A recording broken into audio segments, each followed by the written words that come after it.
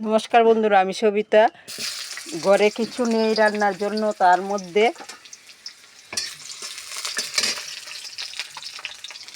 একটা ডিম আছে।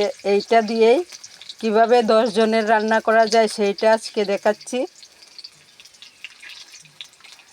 আর এইখানে আছে কিছু আলু গাজর, সেইটাও কেটে নিয়েছি।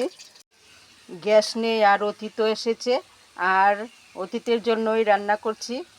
আর এইখানে পেঁয়াজগুলো ভাজা হয়ে আসছে, এখন দিয়ে দিচ্ছি এই যে পেঁয়াজ, রসুন, কাঁচা লঙ্কা, টমেটো একসঙ্গে।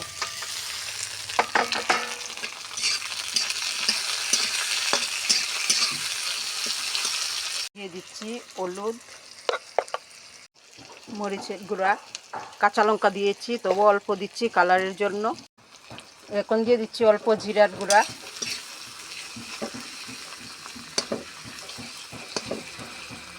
এখন দিয়ে দিচ্ছি সানরাইজের অল্প গরম মশলা, দিয়ে দিচ্ছি 2টা তেজপাতা। মশলাগুলি মোটামুটি ভাজা হয়ে আসছে, এখন দিয়ে দিচ্ছি স্বাদ অনুসারে লবণ।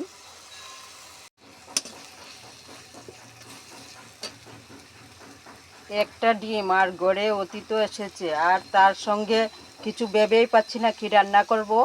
এখন দিয়ে দিচ্ছি এই যে তরকারির সেরা রাজা ডিম।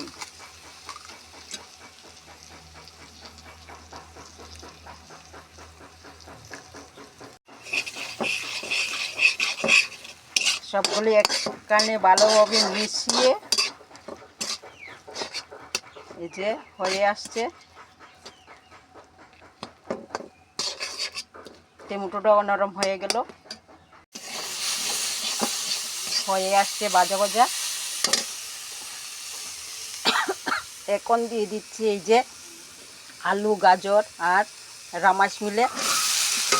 এখন চাপা ঢাকনা দিয়ে দিচ্ছি, ঢাকনা দেওয়া দিয়ে এখন দিয়ে দিচ্ছি অল্প একটু জল, সবজিগুলি ভালোভাবে সিদ্ধ হওয়ার জন্য।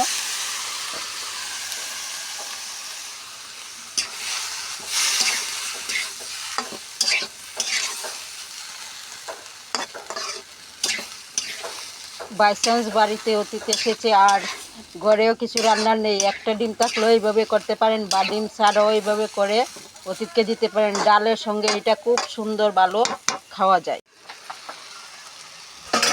মোটামুটি হয়ে আসছে, এখন আরও কিছুক্ষণ হবে।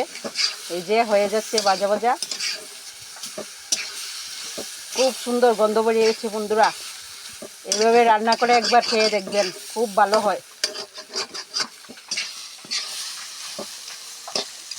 ডিমটা একদম সব সবজির মাঝখানে গায়ে গায়ে লেগে আছে।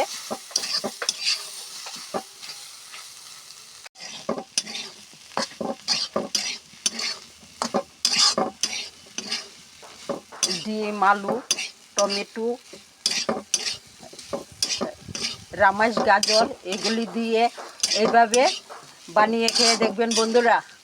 ডিম দিয়ে চচ্চড়া এভাবে বানিয়ে খেয়ে দেখবেন, ডালের সঙ্গে খুব ভালো লাগে। কেমন হয়েছে আমার এই চচ্চড়া রান্নাটা কমেন্টে জানাবেন। বাই বন্ধুরা, শেষ ফিনিশিং।